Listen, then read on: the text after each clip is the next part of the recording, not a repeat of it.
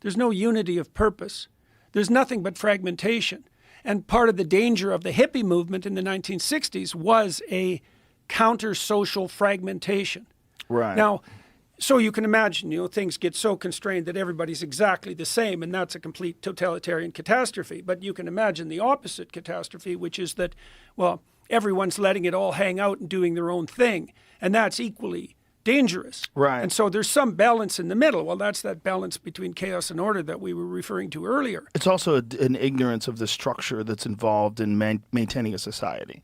Definitely. You need discipline, and people need to work to maintain the society that you enjoy, to be so free and to be a hippie. Yeah, well, you can imagine that complex social order can be maintained by something like mindless obedience. Right. But that's suboptimal.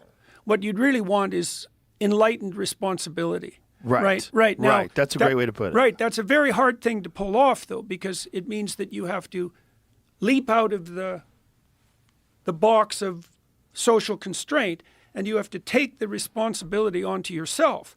Now, that's a hell of a lot better if you can manage it, but that is definitely not what Kesey or Leary, for what example, you're saying were preaching to the masses. Is like an admirable thing that people just should aspire to. It's the best possible. Okay, yeah, the highest goal. Let me give you another example of this, if you don't mind. I'm going to use another biblical story. While you were biblicaling, the lights are flickering behind you, almost like God is interacting with us. There's spirits in the room, Jamie. Have you noticed the light flickering? You haven't noticed it? Keep an eye on it. Hopefully they're the right spirits. Well, I think they always are. Yeah.